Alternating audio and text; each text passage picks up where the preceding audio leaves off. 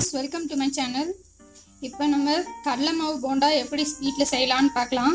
இது ரொம்ப ஈஸி. எப்படி சீக்கிரமா செஞ்சிடலாம். இது எப்படி செய்யலாம்னு பார்க்கலாம். ஃபர்ஸ்ட் இதுக்கு கடலை மாவு 2 கப் நான் எடுத்துர்க்கேன். இது கூட நம்ம கொஞ்சம் உப்பு ஆட் பண்ணிக்கலாம்.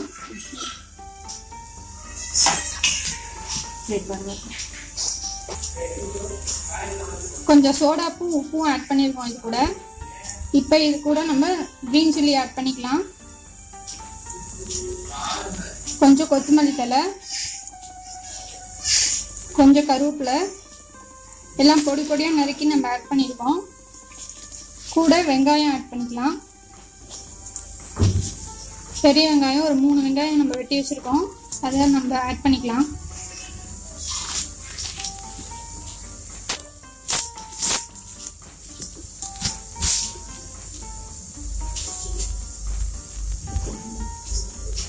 இதெல்லாம் சேர்ந்து நம்ம தண்ணி ஊற்றி நல்லா கலந்துக்கலாம்.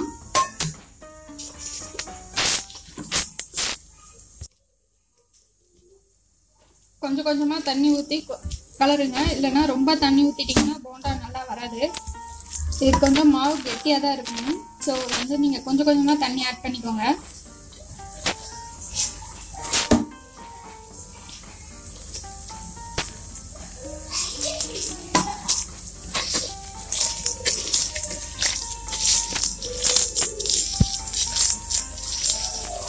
எல்லாம் போட்டு நல்லா கலந்துக்கலாம்.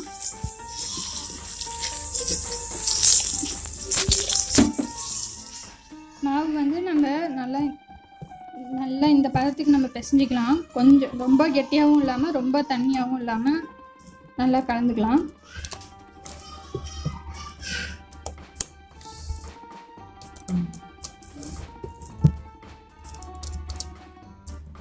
நம்ம எண்ணெய் ஊற்றுறோம். எண்ணெய் ஊற்றிட்டு அதை நல்லா ஹீட் பண்ணோம். எண்ணெய் உங்களுக்கு எவ்வளோ தேவையோ அவ்வளோ எண்ணெய் ஊற்றிக்கோங்க ஃப்ரை பண்ணுறதுக்கு.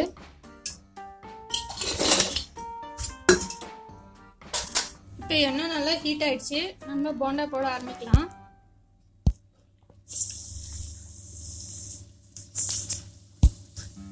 கொஞ்சம் கொஞ்சமாக கையில் எடுத்து பால் மாதிரி போட்டோம்னா சூப்பராக போண்டா வந்துடும்.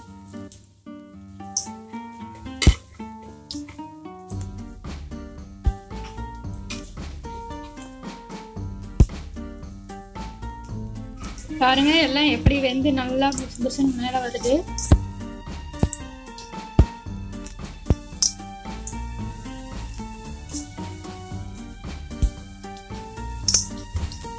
இது ஒரு வந்து ஃபுல்லா போட்டாச்சு.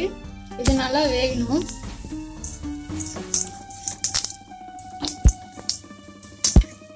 கொஞ்சம் ப்ரௌனிஷா வேகணும். அது வரைக்கும் நம்ம வந்து வேக வச்சுக்கலாம் நல்லா.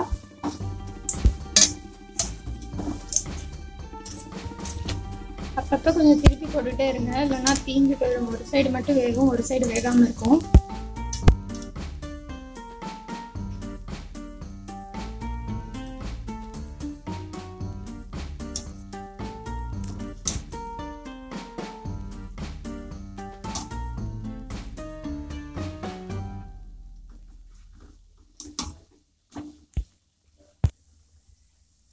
கொஞ்சம் கொஞ்சமாக வெந்து ரெடி ஆகிட்டே இருக்கு. நம்ம வந்து ஸ்டவ்வை கொஞ்சம் மீடியம் ஃப்ளேமில் வச்சு வேக வச்சிங்கன்னா நல்லா எல்லா பக்கமும் வெந்து நல்லா கிறிஸ்பாக வரும்.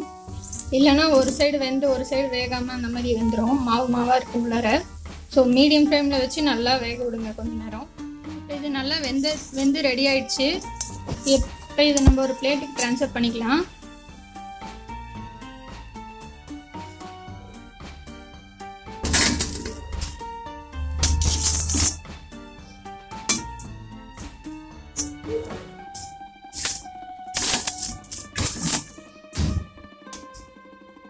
இது நல்லா டீ டைம் ஸ்நாக்ஸாக சாப்பிட்டா நல்லாயிருக்கும். டீ காஃபியோட சேர்ந்து சாப்பிட்டிங்கன்னா.